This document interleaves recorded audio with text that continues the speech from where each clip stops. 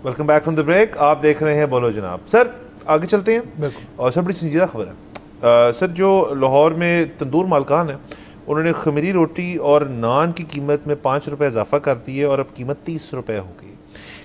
इनके जो सदर हैं मुत्तहिदा नान रोटी एसोसिएशन के आफ्ताब असलम गिल साहब, उनका कहना है कि जो फ़ाइन आटा होता है उसकी कीमत में इजाफा हुआ है। वो जो आपको बेसिकली बोरी है वो 4500 रुपये से 5000 रुपये उसकी कीमत हो गई है, तो उसी को हमने फिर एडजस्ट किया है खमीरी रोटी और नान की प्राइस में। पंजाब गवर्नमेंट अलबत्ता जो है इस बयान से डिसग्री करती है और उनका मौक़िफ़ ये है कि फ़ाइन आटे की कीमत का इससे कोई ताल्लुक नहीं है, ये एसोसिएशन का अपना एक फ़ैसला है, क्योंकि जो सादी रोटी होती है उसकी कीमत जो है वो 14 रुपये है। तो वो ये कह रहे हैं कि चलें ठीक है, अगर तो फ़र्ज़ करें 5000 से 4500 वापस बोरी की कीमत आ जाती है फ़ाइन आटे की, तो क्या आप कीमत भी कम करेंगे?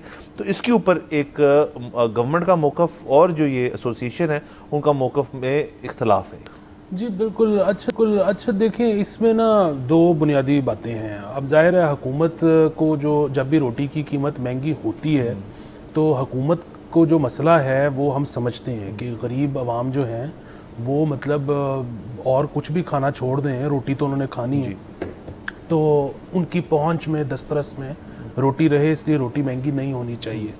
लेकिन ऑन दी अदर हैंड जहां हम ये सोचते हैं कि लोगों ने खानी है, गरीब आवाम है, वहाँ पर जो लोग इस काम से मुंसलिक हैं, चाहे वो गंदम उगाने वाला है, चाहे वो उसको प्रोसेस करने वाला है, चाहे वो नान लगाने वाला है, तंदूर का मालिक है, वो भी तो ये काम कारोबार की तरह कर रहे हैं ना। वो भी तो इसमें से कुछ कमाना चाहते हैं, वो भी तो अपने बच्चों का जो है वो घर का खर्चा निकालना चाहते हैं इस काम में से।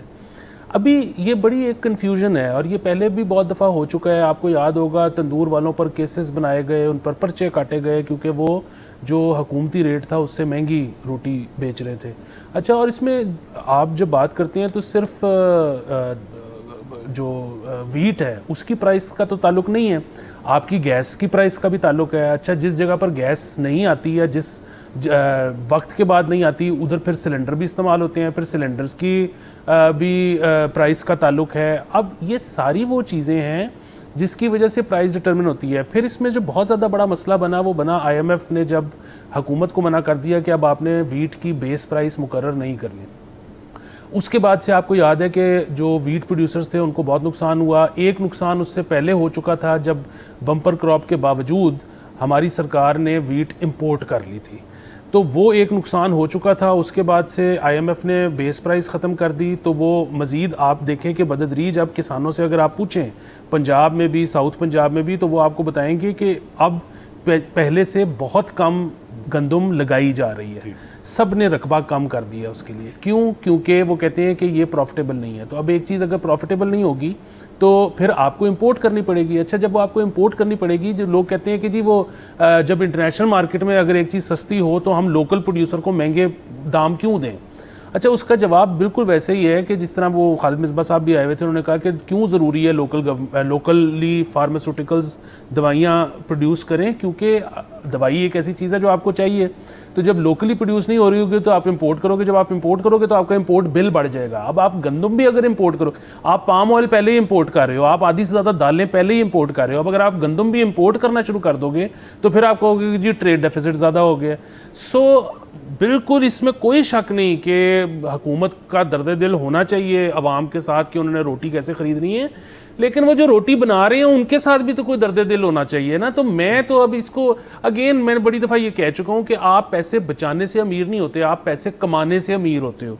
सो लोगों के रोज़गार के मौके बढ़ाएं बजाय कि आप चीज़ों को कंटेन करें निचली सतह पर कि इससे सबको सब चीज़ें मिलती रहेंगी। ये मुमकिन नहीं है सर। एक तो ये मुमकिन नहीं है, दूसरा देखें इन सारी जो आपने गंदम की कीमत की जो माजी क्या पिछले साल की बात हो रही है, उसके अंदर जो मसले मसाइल पैदा हुए, जिनके पास होल्डिंग कैपेसिटी थी साइलोज में, उन्होंने तो रख के अपनी जो है कनक वगैरह जो है उसको फिर आगे इवेंचुअली बेच दिया है। शायद लॉस लिया हो, शायद थोड़ा प्रॉफिट कमा लिया हो, बट वो वाली कहानी नहीं रही जो कब पहले सालों में होती थी जब बम्पर लगता था। दूसरा सर इसमें ऐड कर लें कि इस दफ़ा जो रिसेंट फ्लडिंग हुई है हमारी, उसके बाद से गंदम की क्या सूरत हाल होगी, अगली जो आपकी काश्त होगी उसके अंदर क्या मामला पेश आएंगे। राइस का तो हमें पता है कि आउटलुक इतना अच्छा नहीं है, गंदम के ऊपर क्या इस फसल को होगा। हाँ, वो तो सारे जो एक्सपर्ट्स हैं कहते हैं जी कि एक दफ़ा फ्लड का सीज़न आता है तो एक सीज़न बुरा जाता है, उससे अगले साल आपकी बम्पर फिर लगती है, क्योंकि नीचे से ज़मीन जो है वो उस पानी की वजह से और उसकी अब्जॉर्प्शन की वजह से मज़ीद ज़रखेज़ हो जाती है। इसकी जो भी एग्रीकल्चरिस्ट बेहतर बता सकते हैं, बट मेरी अंडरस्टैंडिंग है तो। लेकिन वो साल एक बीच में रह जाएगा ना।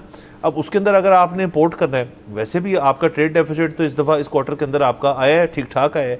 अब क्या आप गंदम इंपोर्ट करने की कैपेसिटी रखते हैं?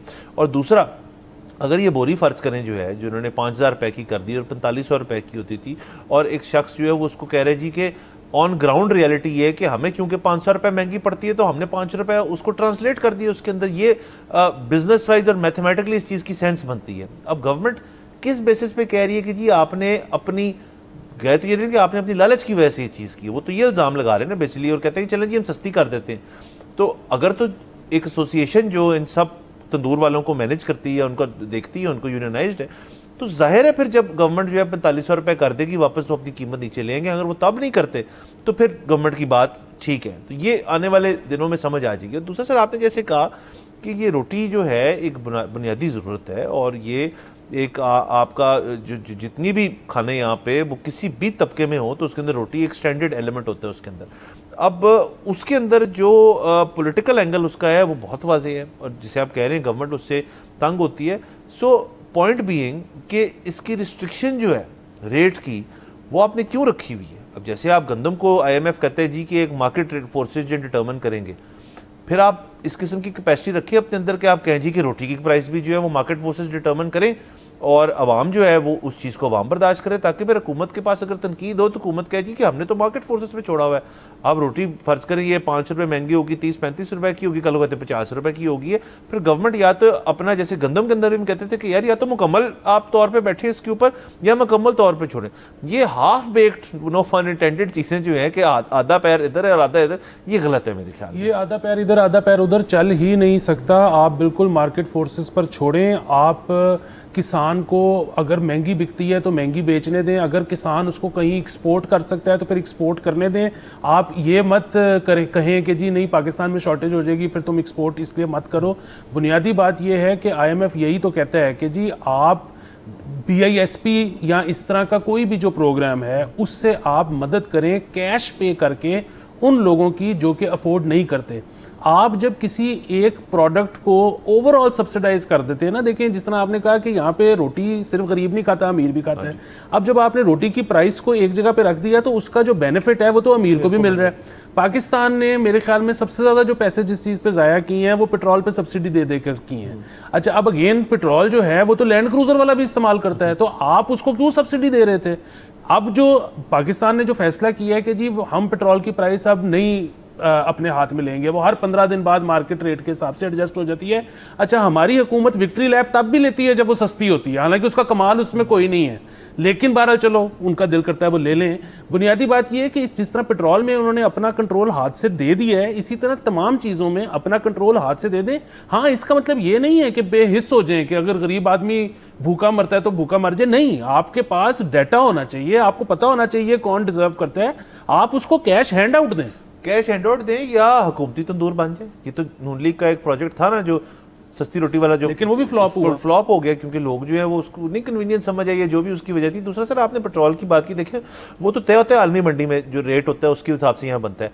ये ना हो कि एक दिन है यहाँ पे कि जी वीट का जो है रेट वो आलमी मंडी में तय हो रहा है क्योंकि आप इम्पोर्ट रिलायंस इतनी बढ़ जाए उसके ऊपर, तो ये आपने नहीं करना। आप बहुत बड़े वीट प्रोड्यूसिंग एक मुल्क हैं, और इस पर्टिकुलर चीज़ को अगर तो काश्तकार डिसहार्टेंड है, काश्तकार जो है उसकी पास कैपेसिटी नहीं है, तो उस कैपेसिटी को किसी तरह से रिविजिट किया जाए, बढ़ाया जाए। रकबा जैसे आपने काम कर रहे हैं, रकबा बढ़ाया जाए, उनको सिक्योरिटीज़ दी जाए, इंसेंटिवाइज किया जाए, रादर दैन के गंदम के ऊपर जो हम हमेशा देखते हैं कि एक एलिमेंट आता है, एक चीज़ आती है, थोड़ी सी बदमाशी, लफ्ज़ गलत होगा इसके लिए, लेकिन मैं कहूँगा थोड़ी सख्ती का।